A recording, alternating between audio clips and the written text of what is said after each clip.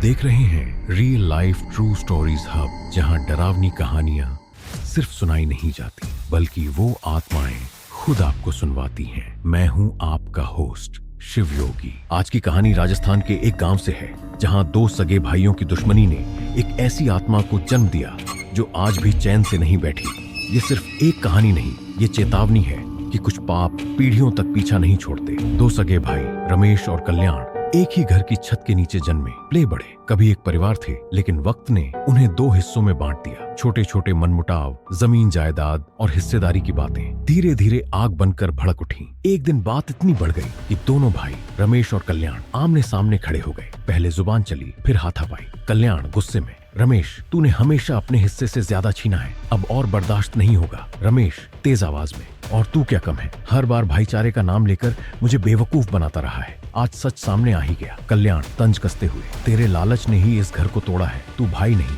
दुश्मन बन चुका है मेरा। रमेश गुस्से में धक्का देते हुए, और तू मेरे जीते जी मेरी इज्जत छीनना चाहता है, आज मैं तुझे दिखा दूंगा। इसके बाद दोनों भिड़ गए। पहले धक्का मुक्की, फिर मुक्के, लाठी डंडे तक बात पहुंच गई। गांव वाले दौड़े, लेकिन कोई उन्हें रोक नहीं पाया। गुस्से और आक्रोश में दोनों ने एक दूसरे पर वार की। खून बहा, चीखें गूंजी और अंत में दोनों जमीन पर लहूलुहान होकर गिर पड़े। उस दिन की शाम दोनों भाइयों की जिंदगी की आखिरी शाम बन गई। एक ही खून के रिश्ते ने खून में नहाकर दम तोड़ दिया। वक्त का पहिया अब नई पीढ़ी की ओर मुड़ चुका था। रमेश की परछाई बनकर खड़ा था उसका बेटा भगवान सहाय, एक सीधा सादा मेहनती इंसान जिसके 5 बेटे थे।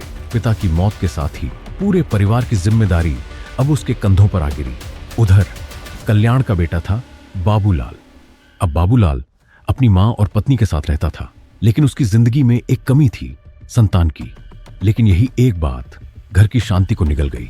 हर दिन हर रात सास और बहू के झगड़ों से घर का माहौल जहर बन गया था। लेकिन फिर एक रात एक झगड़ा ऐसा हुआ जो आखिर साबित हुआ। कमला ने अपनी ही सास की निर्मम हत्या कर दी और उसकी लाश को भगवान सहाय के खेत में फेंक दिया, ताकि शक सीधा उन पर जाए। कुछ दिन बाद भगवान सहाय के बेटों को खेत से दुर्गंध आने लगी। पास जाकर देखा तो जमीन पर थी एक सड़ी गली लाश।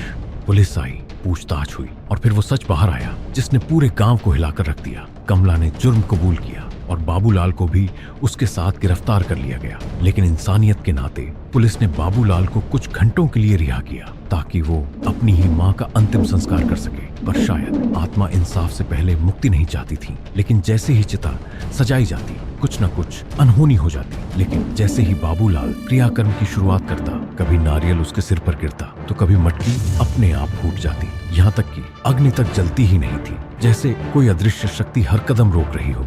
शायद माँ की आत्मा अपने ही बेटे के हाथों से मुक्ति नहीं चाहती थी। आखिर में जब और कोई रास्ता न बचा, भगवान सहाय ने ही चिता को अग्नि दी। समय बीता। कुछ वर्षों बाद बाबूलाल और कमला अपने पुराने घर लौट आए, लेकिन इस बार वो घर नहीं, एक डरावनी जगह बन चुका था। कमला तंत्र मंत्र जानती थी, उसने तंत्र मंत्र से घर सुरक्षित कर लिया। लेकिन आत्मा अब भगवान सहाय के घर जा पहुंची और फिर शुरू हुआ डर का असली खेल। रात को जब सब सो जाते, किसी को महसूस होता जैसे कोई भारी शरीर उसके सीने पर बैठ गया हो। सांस लेना मुश्किल हो जाता और आवाज तक नहीं निकलती। कभी बर्तन जोर से जमीन पर गिरते, लेकिन कोई दिखाई नहीं देता। तो कभी चूल्हा बिना आग के अपने आप जल उठता। छत से किसी के भारी कदमों की आवाजें आती, जैसे कोई बार बार इधर से उधर चल रहा हो, लेकिन ऊपर कोई नहीं होता। रात के अंधेरे में खिड़की के पास दिखाई देती एक औरत की धुंधली परछाई, और कभी कोई अजनबी कानों में कुछ फुसफुसाकर। ऐसा लगता जैसे कोई आत्मा कुछ कह रही हो, लेकिन साफ सुनाई न दे। अब वो आत्मा मोक्ष नहीं चाहती थी, उसकी प्यास सिर्फ खून और बदले की थी। कुछ समय बाद बाबूलाल और कमला ने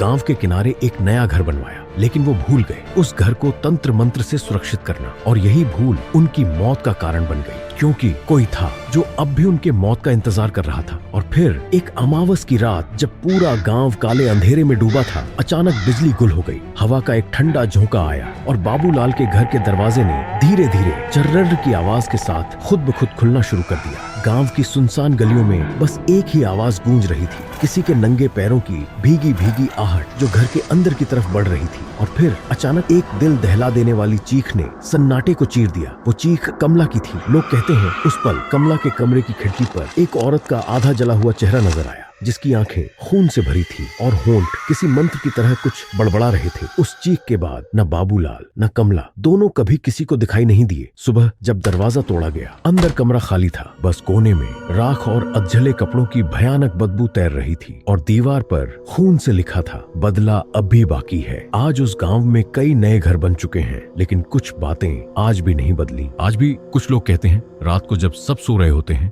तब कोई चुपचाप बैठकर रोता है। कभी दरवाजे अपने आप धीरे धीरे खुलते हैं तो कभी खिड़की पर एक औरत की परछाई चुपचाप देखती रहती है। घर में हवा भी हिले तो लगता है जैसे कोई आपके पास से गुजरा हो। अगर आपको ये सच्ची डरावनी कहानी पसंद आई हो तो इसे लाइक करें, अपने दोस्तों और परिवार के साथ शेयर करें और real life true stories hub को सब्सक्राइब करना ना भूलें, क्योंकि अगली कहानी शायद आपके आसपास की हो।